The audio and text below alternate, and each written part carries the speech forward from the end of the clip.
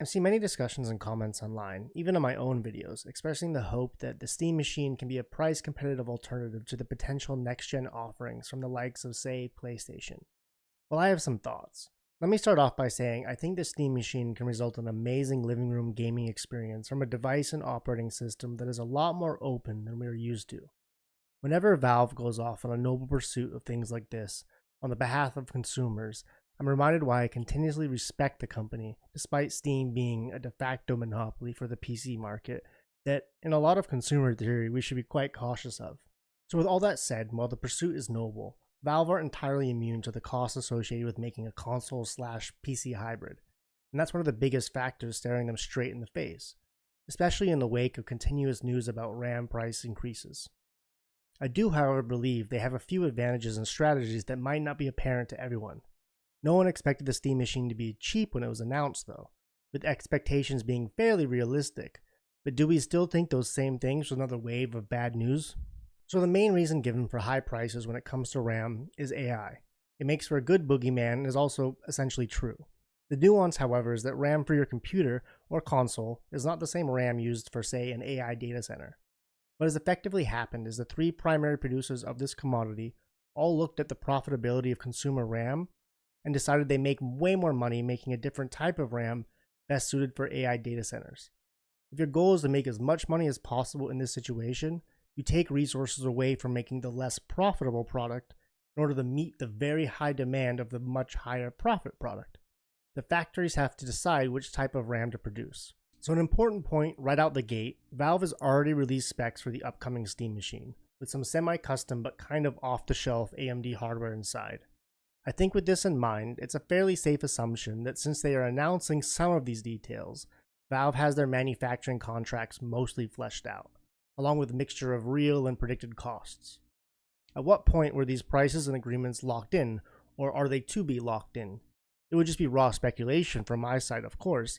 However, what we do know is a large guaranteed order with minimum production stipulations, just like the one Valve would be negotiating, is an entirely different pricing discussion than, say, producing hardware for a volatile consumer market.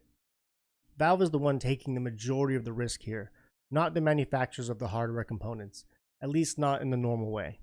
I also believe Valve would do things like buying overstocked hardware. As per their announcement, Valve are using a 3-year-old laptop GPU in the Steam Machine.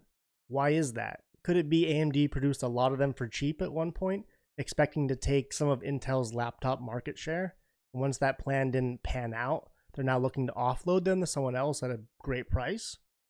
I could be off, but I believe it would be a mistake to automatically assume Valve are buying all of their hardware brand new manufactured, this year. So with this in mind, I'm actually quite bullish about the potential competitive prices for the Steam Machine, at least in the face of months of bad news about consumer hardware prices.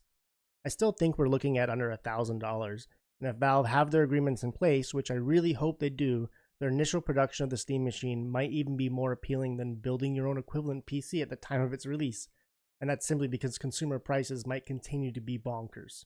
If Valve really wanted to compete with the mini PC market, Valve would likely be looking to aim for $500 to $600, and that would set them up to also be compared to the PS5.